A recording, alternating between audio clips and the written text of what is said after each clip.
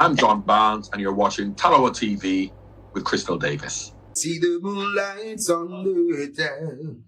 Whoa, I'm getting ready. Talawa TV is in the town. Whoa, I'm getting ready. Got a corner on the telephone. Yeah, this is the Ocean of the Messenger, and you're watching Talawa TV with the host and best Davis. Take it away.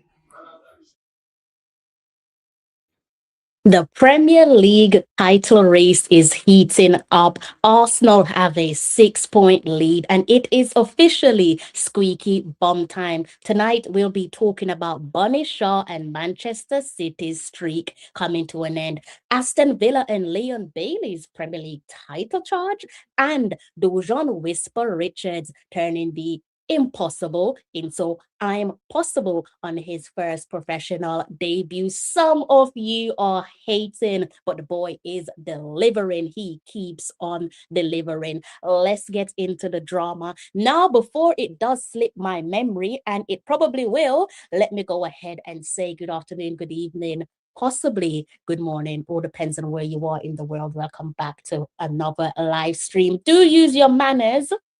Go ahead and hit that like button. It does not cost you a penny. I don't know why, but every time I come and do these live stream with you guys, over the last couple of live streams, it really does lift my mood. It does put me in a better space mentally. So big ups to you guys for that. We're really looking forward to tonight's live stream, as I was on my last live stream. And that's all down to you guys, all right? So as I was saying, before it slips my mind, I think it would be rude not to talk about yesterday's Super Bowl. I'm not really sure if you guys watch the Super Bowl, if any of you are NFL fans. Not sure if you guys tune into football across the pond. I think quite a few of you do, if memory serves me well. But as it relates to myself, I was up early in the morning today, so I figured out why not go ahead and tune into the game itself, as in the Super Bowl, and also the halftime show. Definitely managed to catch the halftime show. Not sure what you guys make of the show itself or even the game. Do go ahead and let me know in the comments section. All right, but for me, let me go ahead and keep it very short and sweet as it relates to the man on your screen. I'm not going to lie, I did not understand a word of what Bad Bunny was saying, not a single word, let alone a sentence. But I think that's what made his halftime performance so brilliant. For me, it was creative, energetic. If you managed to catch the performance, I think it was cultural and also all inclusive. So I definitely enjoyed it. I've been asking myself this question like, obviously, I don't watch the NFL religiously. Subsequently, I don't watch the Super Bowl religiously, but I think that's my favorite performance. Let me know what you guys make of that. Again, just because a couple of the things that I've just listed, the creativity, the energy, the culture, the inclusivity. You felt like he was really representing you, not just his country of birth, the entire Caribbean region. So big ups to Bad Bunny.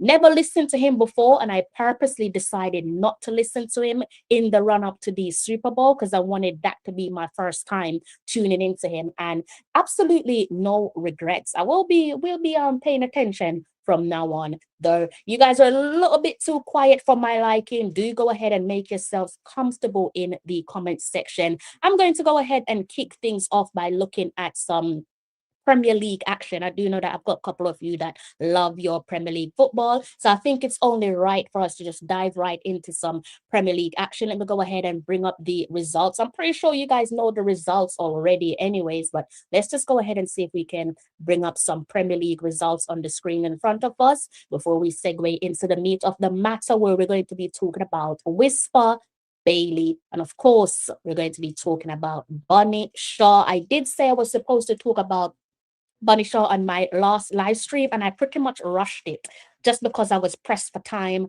But I knew that I would definitely make some room to talk about Bunny and Manchester City on tonight's show. So that's exactly what I'll be doing. So you can go ahead and cast your eyes on the screen in front of me. I'm pretty sure if you guys are Premier League watchers, you already know how the Premier League looks as it relates to the table itself and who is sitting where and so on. So you can see that the current leaders out in front, whether that's for the time being or for the duration of the season, only time will tell. As I said, Arsenal with a 6-point lead, 6 points better than the team closest to them, that is the blue half of Manchester, Pep and Manchester City. And they managed to pull off a stunning result yesterday at Anfield against Liverpool. When some, based on history, that's why sometimes you can't really be throwing around history, never done it before, can't do it, and all that nonsense, because finally, they've managed to go ahead and do the job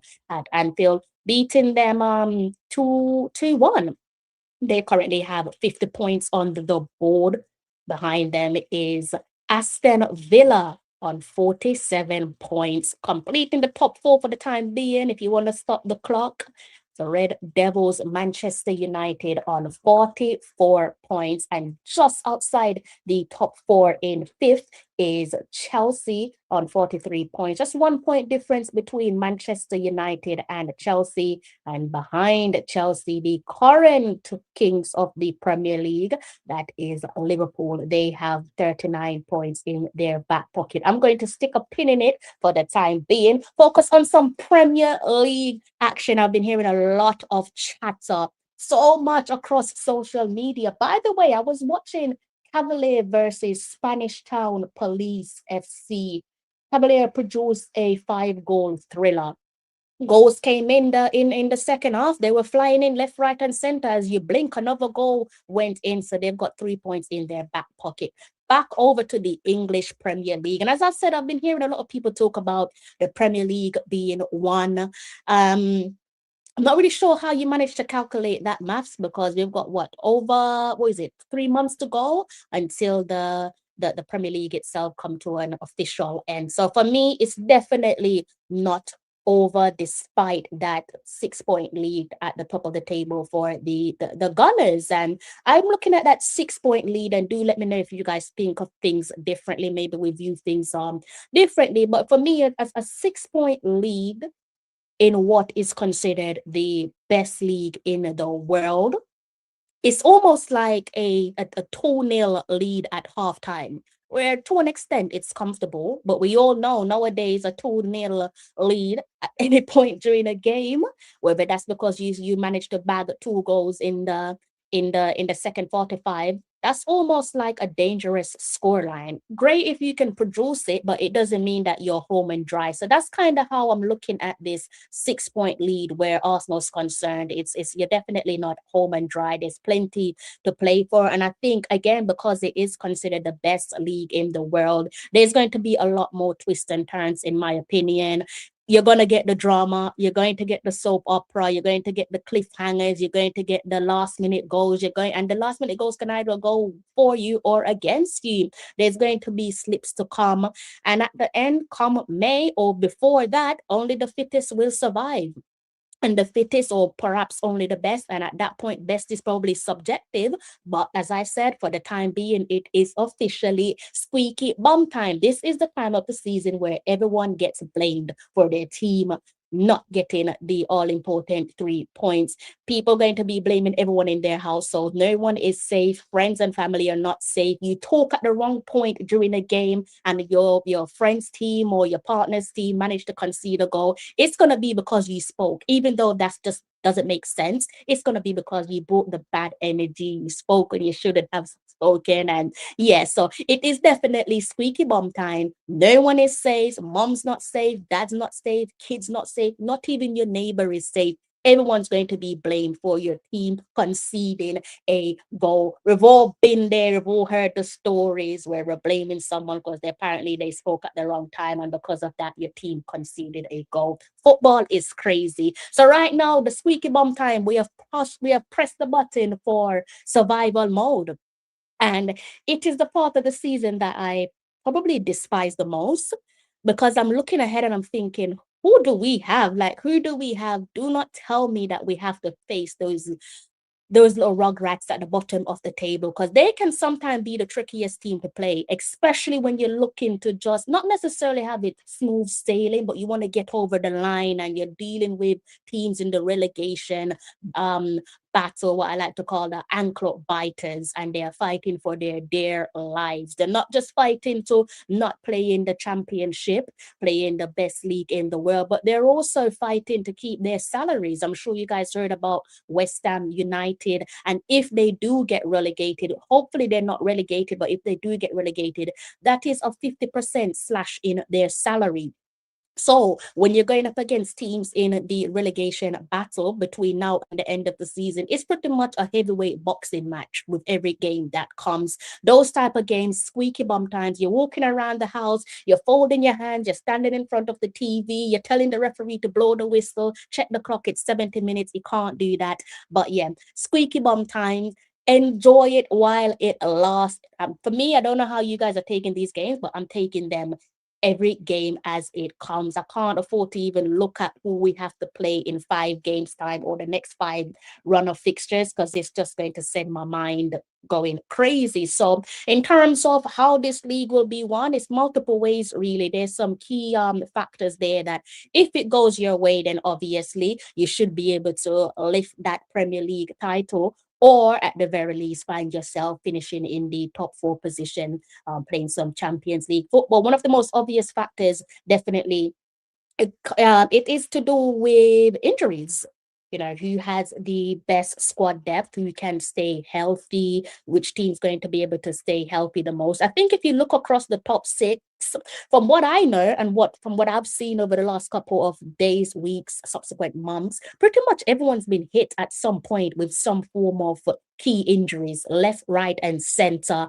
There's never a right time or appropriate time to pick up injuries, especially when you're looking at key players, your crucial players, your game changers, the boys that can go out there, grab the game by the scruff of the neck, make something out of nothing. When you look at the return of, let's say, Kai Havertz for Arsenal, and just how much of a difference he's made since he has come back. Some have said that he's unlocked the Glock 9. Hopefully that is the case and it remains the same. But again, you have a long way to go. So aside from injuries, the other obvious factor there that some teams, or most teams, if not all teams, hoping that it works for them, is man management. Business is business. And for me, no room for emotional decision making. If you have to drop a player like Badabit just so that you can get those all important 3 points, please, for the love of God, go ahead and do it, Arteta.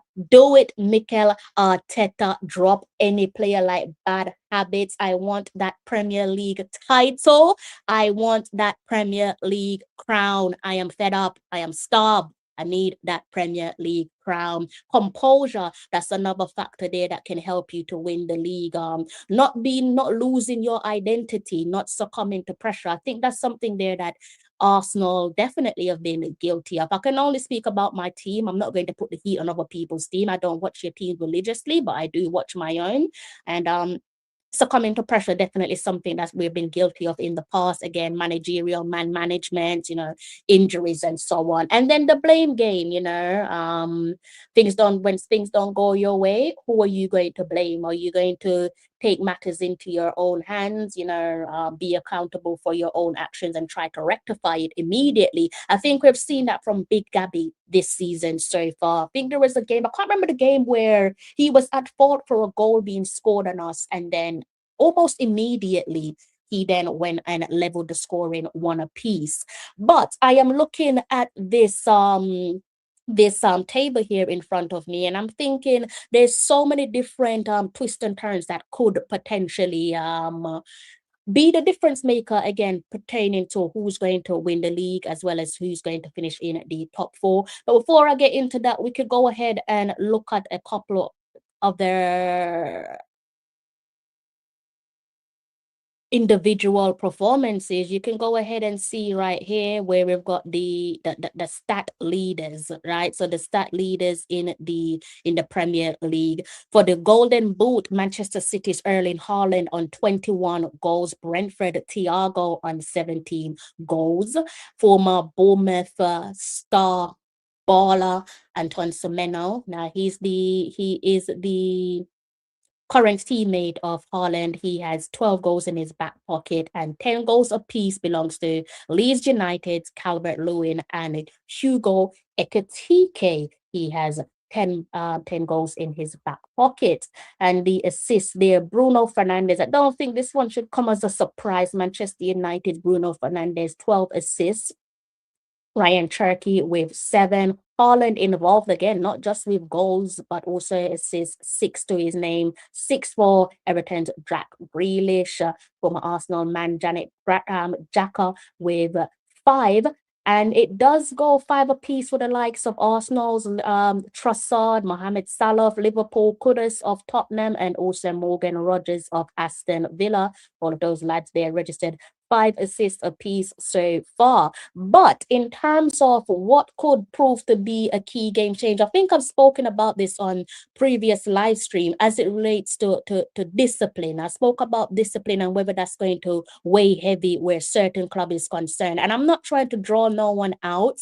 So sorry to the blue half of London. But again, I did speak about you guys earlier on in the season, and I'm going to touch on you guys a little bit some more in terms of will you go ahead and finish in the top 4, or is it going to be a bit of a yo-yo performance that could see you fall out of the top 4? All right, so red cards, you can see 2 red cards there from Christian Romero, and I'm going to talk about Christian Romero's 2 red cards and what that means for his next string of games. So completing those accumulation there of red cards, you can kind of see it for yourself. You know, Adam Wharton, 1 red card. Dominic Szoboszlai's got a red card. I believe this was from the game yesterday against Manchester City. Konza of Aston Villa with a red card. West Ham, Jean Clay, he also has a red card to his name. Brentford, Kevin Shade, I believe his name is. Is that how you pronounce it, guys? Correct me if I made that wrong, if I managed to butcher his name. Burnley's Leslie with a red card in his back pocket. Cook of Bournemouth is Bournemouth. Burnley have 2 players there who have picked up red cards so far this season. Lucas Perez as well, he has picked up a red card. But again, why I was focusing on Chelsea, let me go ahead and complete those accumulation of red cards. Nottingham Forest, Nico Williams, and Totti Gomez of Wolves. Now Chelsea, you can see here, let's count that, 1, 2, 3, 4. 4 players there, and I think it's safe to say these are starters, aren't they?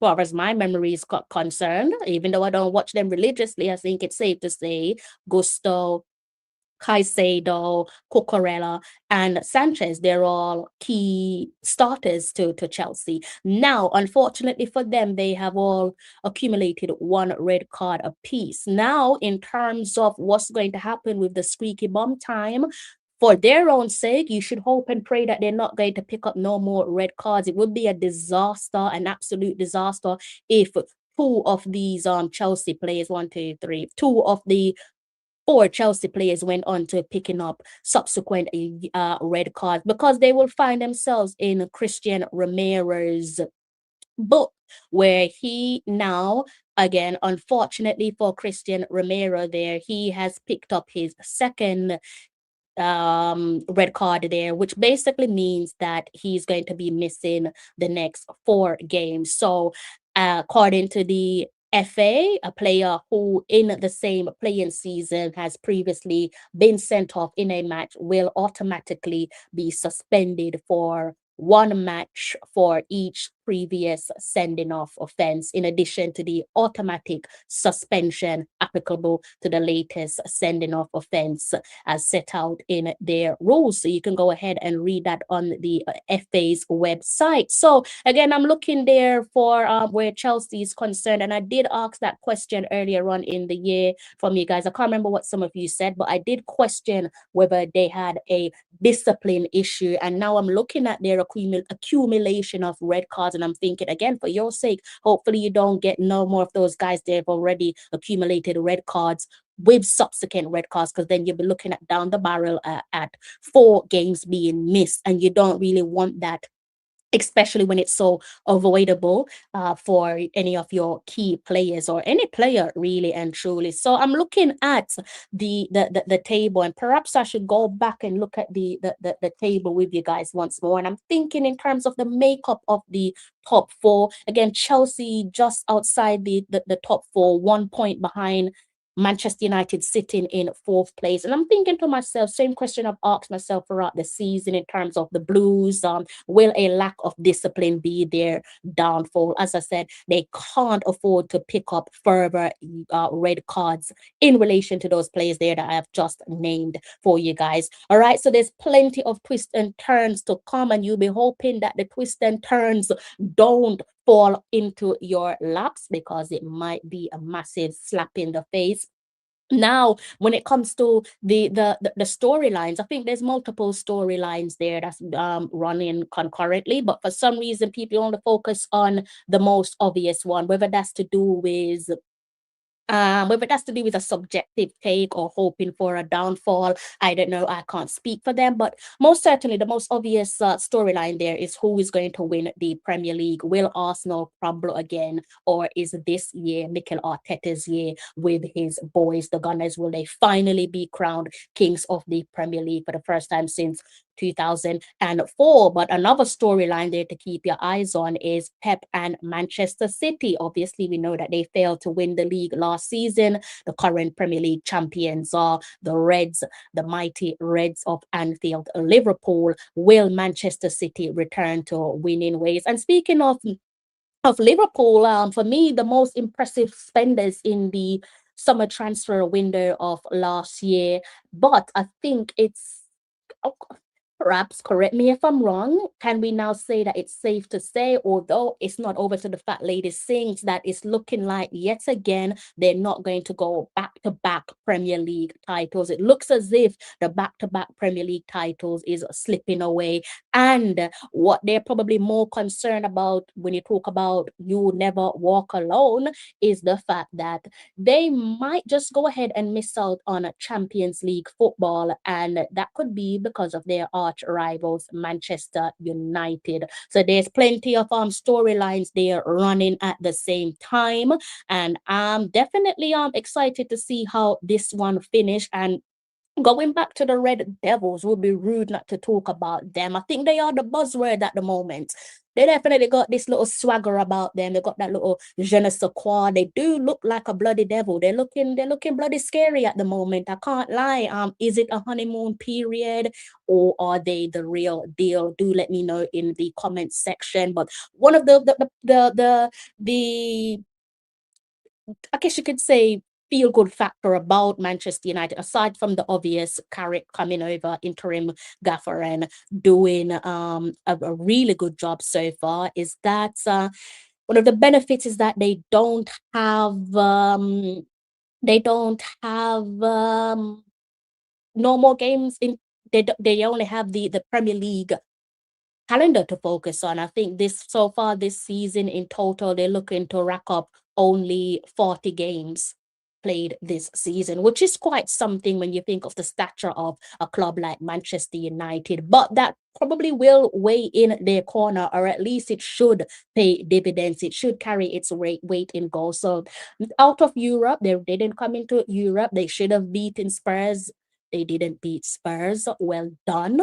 And so, as I said, not in Europe. They only have the Premier League to focus on. Obviously, they fell out of the League Cup and also the FA Cup. So for them, I guess the plan is to try and, well, not even try. They will be in a better position than the other guys there in Europe to rest their players, rejuvenate, and go again. But I guess the one thing that they'll be seeking to do is to, at best, try to avoid key injuries. Now, sometimes injuries are unavoidable for obvious reasons. It's not possible to avoid all things, especially in relation to injuries. But I should think the goal for them is to finish top 4, whether you want to say subjectively or not, but I think considering where they finished last season, I should think that a top four finish is definitely a successful season, even though we're so used to Manchester United winning the Premier League.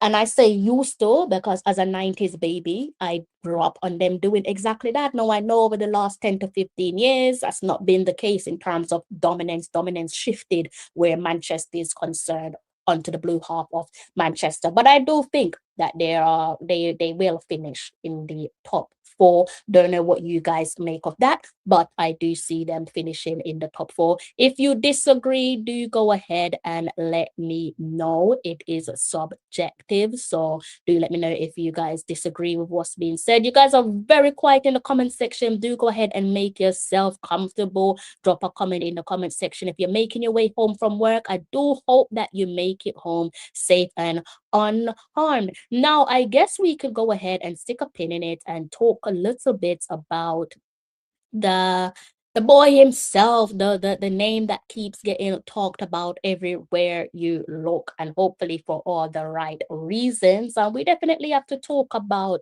Dujuan Whisper, right? So I need to go ahead and do a quick little change for you guys. Let's see if we can bring up some info there on Dujuan Whisper. I'm sure you guys are aware of him making his debut, right? He's gone on to making his debut for his current club, Leicester City. Obviously, we know that he is on loan from Chelsea. So he's at the King Power Stadium.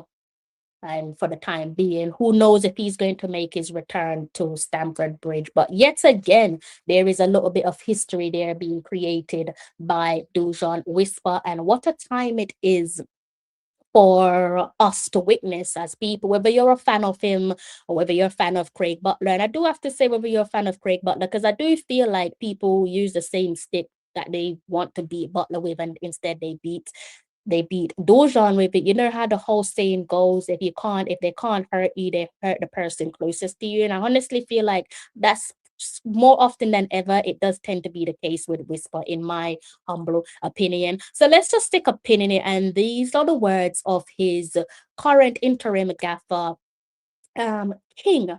He spoke about Whisper ahead of his debut. It was supposed to be a reggae boy derby, bit like how I call my reggae girls derby. So that's obviously two reggae boys or a few reggae boys locking horns respectively for their each club, for their clubs respectively. So Andy King, he shared some thoughts on Richard going up against Birmingham City over the weekend. I'll go ahead and reiterate some of the stuff there that King spoke about in relation to one of our very own Richards. He said, when you have the physical attributes that Dujon has, you can play anywhere. When you've got that much pace and power, you can play anywhere across the top line, because when you're quick and powerful, you're going to cause defenders problems with the ball in behind or anything like that.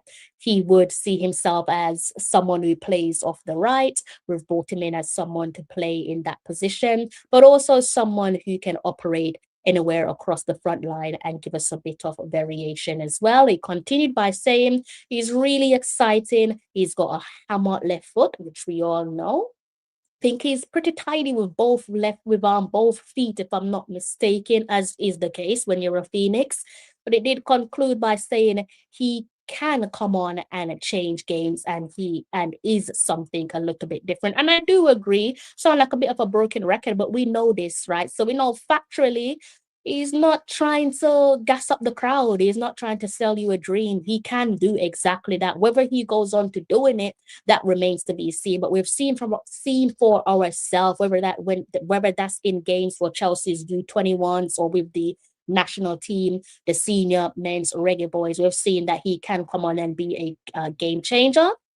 So it's great to see that his current interim gaffer thinks the same. So King also said that he has a talent, a huge amount, but we're going to have to teach him the game out of possession. And again, you can't disagree, because we spoke about just how nonchalant Whisper looks when he's off the ball. So again, bit of an honest review there from the gaffer himself. Continued by saying what we expect of our wingers when the opposition have the ball. He's going to have to learn a little as he goes. We can't teach him loads about the championship without putting him into the environment. We can have as many meetings and one-to-one sessions with him about the championship, but he's going to learn to thrive in the environment by being put in those situations, by being given those minutes and seeing how he copes. And I agree. I don't know what type of learner you guys are, but for me, I learn best when I'm really getting my hands dirty. I like to just get involved. There's only so much you can teach me. I think I learn best. Not even I think. I definitely know I learn best when I'm fully active, fully involved, able to go out there and see what works, what don't work, learning from my mistakes, and so on. So it seems like that seems to be the case where Whisper is concerned. Now you can see the latest result on your screen in front of you. They did lose, unfortunately. Bobby Reed picked up a red card inside the 32nd minute. Leicester City, the Foxes went on to lose 2-1. Now, if we scroll down, you can see the boy wonder himself, someone who's a little bit like Marmite in our fan base, or whatever the reason is. And I guess the most important part here, aside from the fact that he's come on and he has made his professional debut in men's football, which is wonderful. So he's gone from youth academy football to now playing men's football. Again, something that I definitely wanted him to achieve, if not this season, next season. But I'm glad that he's achieving that this season. Long may it continue. Now, I guess one of the good points here, I'm hoping you guys can see that. Let me check my screen to see if you guys can see. Yes, you can. Is the number 12 that's dotted next to his name. For the people there who are thinking that this is just a move that was engineered by his agent, and I don't really know how your mind wander, because no club in a relegation battle is going to be doing no agents no favor. The young man is at the club because the club sees his potential. They did make reference to that in his interview, I believe his first interview with the club, that he's been at the club before. He must have a good attitude about him, even though he does get a lot of bashing for how he conducted himself and on social media previously, which we're going to get onto before I close off on the show. Clearly, when it comes to being a professional where his club is concerned, if they liked you at 15 years old, you must have presented yourself in a good manner for them to say, let me bring you back. The club internally must have said, yeah, let's go ahead and bring him back. Attitude, talent on board. They like what they saw. But as I said, he's got the number 12 written next to his name. So it's not a rocket science, is it? Usually when you see players coming through the door, I actually think this is a massive pull for Dujuan having the number 10, sorry, the number 12. Clearly, they didn't buy him to put him on the bench, did he? When you've got those type of numbers, whether it's the 6, the 4, the 8, the 12, it clearly means that they do have a plan for you. That is the reason why they've given you such an important number, and that can be backed up by what his gaffer has said about him. So he's already, I think, on a upward trajectory, is what you call a history maker, because maybe some of you are older than me, but I have never seen it in my lifetime where a player has gone directly from boys football in Jamaica to signing for one of the biggest clubs in world football, where the biggest league in the world is concerned. I mean, even if you want to shift that to your La Liga or your Bundesliga or wherever, I've never seen it. We've always witnessed it. So it is history. It is turning the impossible into the impossible. He's gone from Jamaica schoolboy football, signing with Chelsea, one of the biggest club, one of the most successful clubs, Premier League pedigree, Champions League pedigree. And now he's at another club that does have, again, Premier League pedigree, and he's gone ahead and made his senior men's football debut in the English Football League. And he's doing all of that, achieving all of that at the age of 20 years old. And when I was thinking about his achievements earlier on, when I was doing some research, I was thinking to an extent, it kind of reminds me of just how spoiled we are as a fan base. We are incredibly, incredibly spoiled. We are a spoiled fan base. I'm not sure if you guys agree with that or not, but just check something my back end. I'm getting something on my screen. Just pause one quick second here, guys. I think okay, we're good. I think to an extent, let me know if you guys disagree, but I feel like we are a spoiled fan base, and that just goes for when I'm talking about spoiled. I'm referring to talent, athletes, and talents. And I think we see it maybe more so where track and field could also be used as a reference. And I think we're now seeing it with someone like Dujuan Richards, because like I said, what he has achieved is history, and it's not history that should be slept on. And as I said, when I was putting my show together, I did think to myself, I was like, would this be different if he was born in another country? I think perhaps it would be. I think if he was an American born, I think the reaction would be different where America is concerned. I think if he were American, I think he would have every deal in the bag. He would have multiple deals under his belt, because I do think they love that type of confidence. I do think they love the boy wonder. I do think they love the Captain America storyline. And I think that if he was American born, there'll be a lot of hype around him. Think about it again, schoolboy footballer being signed to one of the biggest clubs in the world. There'll be so much more hype around him. I don't know if that's because we're just spoiled and we just kind of take little moments for granted, but I'm happy to say that I've lived to see something like that happen, and I do hope that it is now he has now opened up the floodgates for more to come in the future, whether that's it, little girls going from playing football in Jamaica to coming over to the WSL and so on. I do hope that he has managed to open the floodgates for plenty more players to follow that trajectory, because we're so used to seeing players from Jamaica going to the MLS and then potentially sometimes going somewhere else in Europe.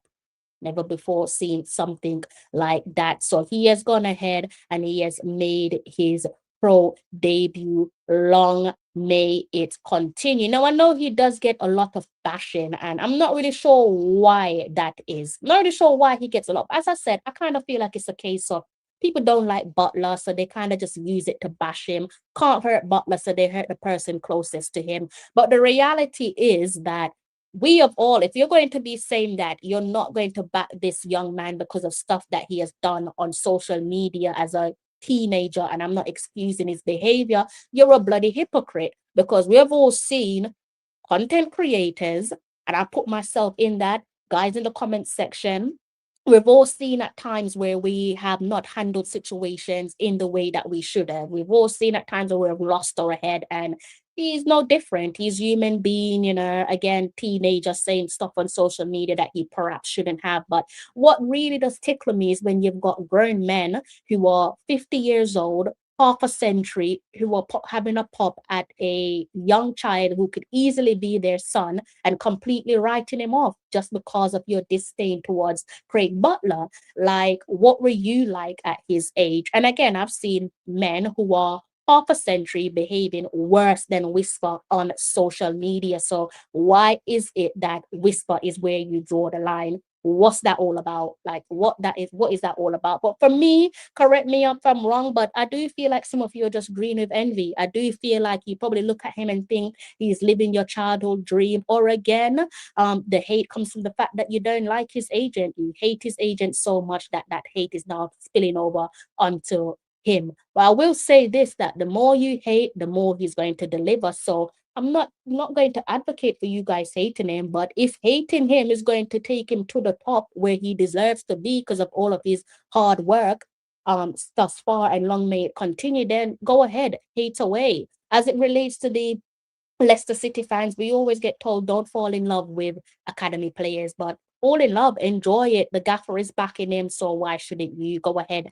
and back your boy, Leon Bailey. There's a lot of talk about Leon Bailey and Aston Villa. Do let me know what you guys make of Leon Bailey and Aston Villa. Before I do so, though, let me check my comment section. Big ups to Elite Sports TV, the landlord. Big ups to you. Why you guys watch? I don't know why they're not saying good night, but I do hope that they have at least, at the very least, hit the like button. It does not cost you a penny. Do you go ahead and hit the like button? Big ups to yourself, Elite Sports. I hope that you and your loved ones are in great health. So the landlord said, why are you guys watching and not saying good night? I think that's a great question. Going back over to the title charge there from Aston Villa and Leon Bailey. Can they do it? I hear a lot of people saying that Leon Bailey and Aston Villa, they might actually come up clutch and go ahead and win the title, leapfrog the likes of your Manchester City and also Arsenal, and go ahead and win the title. I think they're in a bit of a sticky situation where injuries are concerned, and the boat's been rocked a little bit for Aston Villa, isn't it? If I can go ahead and bring back up that Premier League title, that Premier League table, I should say, you can kind of see that, as I said, squeaky bum time. So these things are to be expected, that their boat's been rocked a little bit. So far, 6 losses in their back pockets, and last string of games haven't really gone according to plan, is it? Where the Premier League's concerned, you don't really want to be dropping points at this point of the season. You can see there that they lost 1-0 against Brentford, and they share the points against Bournemouth, a tricky Bournemouth. Are you going to be playing Bournemouth or Sunderland at this point of the season? Tricky, slippery when wet, can beat anyone on their day. Good morning to yourself. It says Wild Rude Boy. Good morning. I hope you're in great health. I hope you and your family are in great health. Thank you for popping into my comment section. So do let me know if you guys think Leon Bailey and Aston Villa can turn this one around, sitting in third place at the moment. But as I said, it isn't over until the fat lady sings, and the fat lady is going to be singing at some point. Let's hope that she's singing a tune that you all like for your respective clubs. So, focusing on Bunny Shaw. Bunny Shaw. Danny Dread, where are you, sir? Mr. Danny Dread. If anyone knows Danny Dread, tell him to come here for a second. Come here for a second, Danny Dread, because I'm about to dive into a conversation that should be familiar to yourself. We've spoken about Bunny Shaw a number of times and kind of made me laugh. I wanted to bring this up on the last live stream, but I wasn't able to do so. I was having some technical difficulties and I couldn't get up what I wanted to get up. So I just had to say, you know what, let's just leave that for another day. So let's go ahead and talk a little bit more about Bunny Shaw and Manchester City, right? And also the WSL title before I close off on tonight's show. I've got maybe less than 20 minutes to go before I close off with you guys, all right? So it does say there on the screen in front of you, full time, and this was over the weekend. Of the 13 straight wins, WSL leaders Man City have been beaten for the first time since the opening day of the season. Beaten by the Gunners. Don't know if you guys saw that one coming. I'm not gonna lie. I didn't see that one coming. It's a little bit of a tricky situation for me because as much as I want my team to be more representative of the fan base, don't really feel a connection to Arsenal, but they're still my club that I support. And obviously, Bunny compatriots, countrywomen. So it's a bit like, I want you to score. Not sure if I want you to beat me though. That's always been the case with these reggae girls in the WSL. So this is all City look, Manchester City's women's, right? The WSL top tier women's football in England, 39 points out in front. They have their neighbors, Manchester United on 31 points.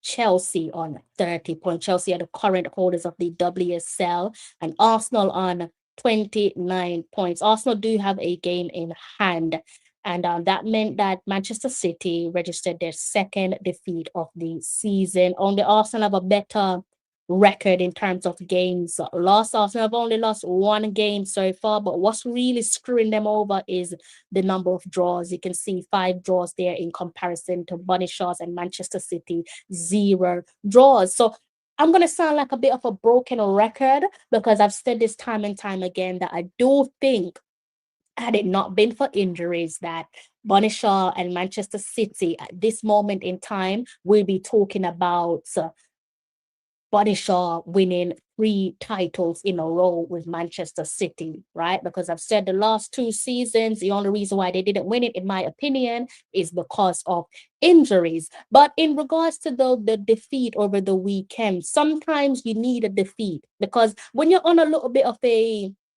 unbeaten run, I don't know about you guys, but it's always in the back of my mind. I'm like, when are we going to lose? Not that I want to lose. I'm like, when is this loss coming? Because you can't be unbeaten forever.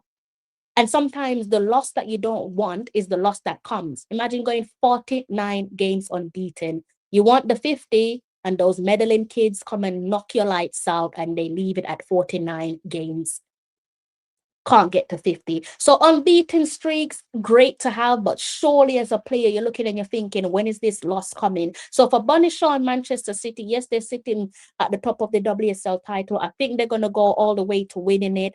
Perhaps this was the perfect beating at the right time for them to go back to the drawing board, dust themselves off, and go again. Sometimes you need to, in my opinion, lose to just relieve that pressure, breathe a sigh of relief to say, okay, don't have to worry about that unbeaten run. Let's just focus on winning the next games and being crowned champion. And as I said, I believe that they can go all the way.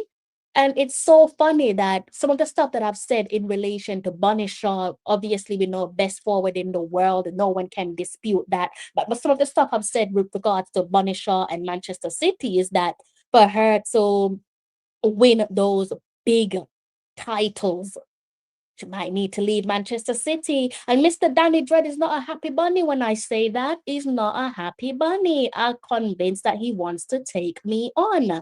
But Mr. Danny Dread, you might argue with me, my friend, but I don't think you're going to argue with the pros when the pros are saying exactly what I have been saying when it comes to Bunny Shaw lifting the big trophies, winning trophies, not just the WSL, not just the League Cup. We know she's won the League Cup already with Manchester City. The WSL will make it the second trophy of their career with City. Obviously, we want her to win the Champions League as well. Let's stick a pin in it and let's listen to a couple of the legends of the game talk about Bunny Shaw, Manchester City, and those contract talks. All right, let's just go ahead and bring that on the screen in front of you. And I'm going to bring that off screen for a time being, actually. Let's go ahead and fix that. Let me know if you can't hear it. Then, hold on. What the hell is going on here? Okay, yeah. So let me know. I'm going to stop talking for a brief period. If you can't hear it, don't just sit there and be polite. Let me know. I need to know. This is here from BBC Match of the Day. Should Bunny Shaw stick at Manchester City or twist and leave when her contract expires? That is club legend. Look at these legends. You got Alex Scott, Farrah Williams, and Ellen White. Ellen White, my friend, they are out for you. Because Manchester City's fan, they're putting your head on a stick. Let's go ahead and listen to what these 3 legends of the game have to say. If you can't hear it, let me know in the comment section. All right? So Bunny Shaw, stick or twist? Go and win some trophies, twist. Go for it. Can you guys hear that? Let me know before I continue. Can you guys hear that? Big ups to Street Drive. Make sure you go ahead and subscribe to Street Drive. Also subscribe to Elite Sports. Did you guys hear that by any chance? I'm going to go ahead and play that once more. Again, if you cannot hear it, do let me know in the comment section. Chorus, big up yourself. Where have you been? I hope you are well. I like this game. Bunny Shaw, who is on fire, but potentially could be out of contract. Could her head be turned? I mean, the fact that we're going into the last, 5 months of a contract with your top goal scorer for the last 3 years, in my mind, is bizarre. It is bizarre, but I love it. Arsenal, I know you love a freebie.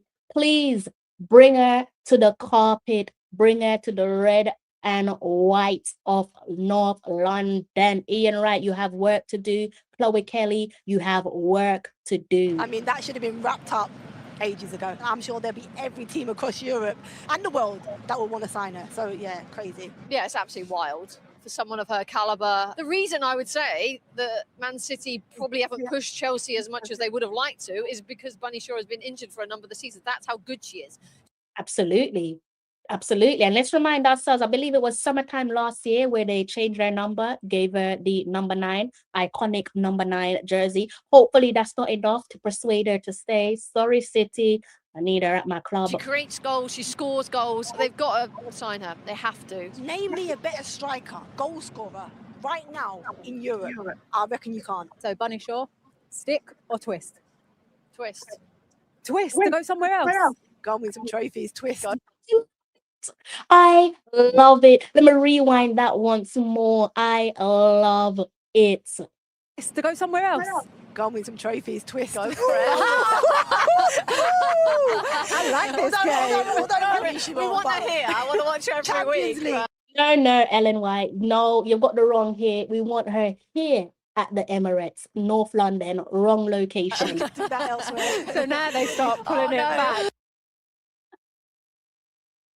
That kind of pissed off a lot of the City fans. So a lot of City fans are not happy with Ellen White because club legend saying twist, and it made me laugh. And I'm thinking to myself, what do they know? Like, what do they know? Again, maybe that's just me being an overthinker, but hearing that from the legend Ellen White, I think it kind of caught Alex Scott off guard a little bit. Like, really? Twist? You think there's going to be a twist where her contract talks is concerned? I'm hoping and praying to God that there is, and she twists her way to North London. But it did make me ask myself, what do they know? Like, is this just inside info kind of slipping out when it shouldn't have slipped out? I'm hoping and praying to God that I'm right, by the way. But the fact that you have the veterans of the game like a Ellen White, so we all know Ellen White, she needs no introduction, saying that she thinks there's going to be a twist as it relates to the contract talks of Bunny Shaw. I pray to God that you are right.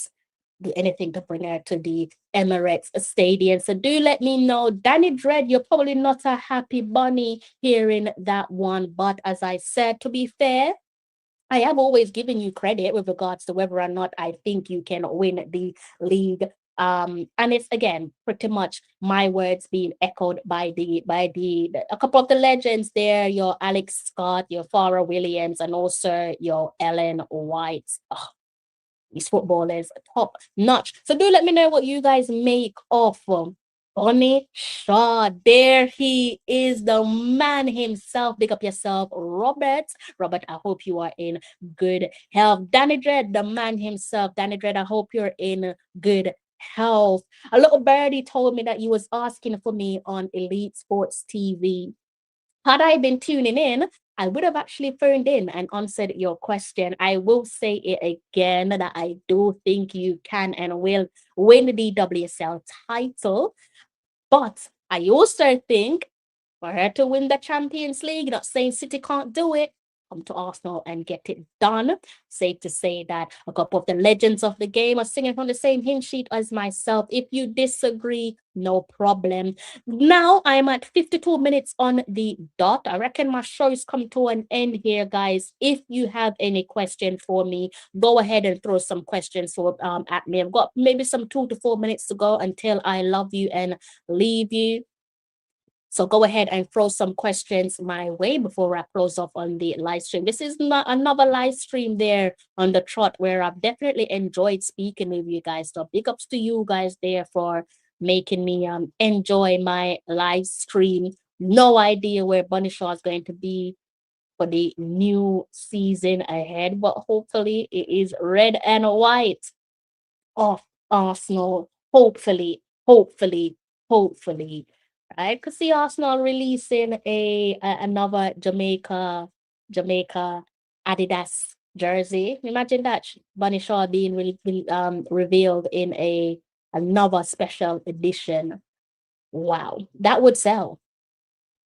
just join, have to watch the replay. Well, I'm trying to keep it under an hour so that you can watch this one back on replay with ease, right? So if you guys don't have no questions for me in the comments section, I think I might just have to love you and leave you. I think you guys are going quiet on me. Let me check my comments section. Check something in my studio to see if there's anything that needs amending before I close off on my stream. I don't think there is, guys. I think we've done everything. I think I've set everything in the way that it should be set. So I've just got a couple more seconds and then I'm going to close off on my live stream. All right. If you're making your way home from work, I do hope that you make it home safe and unharmed. So much that we talked about on tonight's show, keeping it under an hour. Is there a Premier League title charge from Leon Bailey and Aston Villa? Do let me know in the comment section. If Unai Emery going to be the one lifting at the Premier League title bus parade in Birmingham come May? Let me know what you make of Dujuan Whisper's career so far. Has he made it? Well, he has made it pro. Playing professional football, men's football. Long may it continue. He's on loan from Chelsea. He's at Leicester City from his parent club, Chelsea. Let's hope that he has a terrific end of the season. And also, Bunny Shaw and the WSL title. Despite losing to Arsenal over the weekend, a narrow 1-0 goal there for the Gunners, securing a big win for them. I do still believe that the title belongs to Manchester City. If you disagree, you disagree, but I think that title is leaving at Stamford Bridge and heading to the Etihad. Thank you so much for blessing me with a moment of your time. God bless you guys each and every time. If you have not hit that like button, what are you waiting on? Go ahead and hit that like button. If you like what you heard and this is your first time over on the channel, hit that subscribe button. It doesn't cost you a penny. And you know how it goes. Until next time, take care.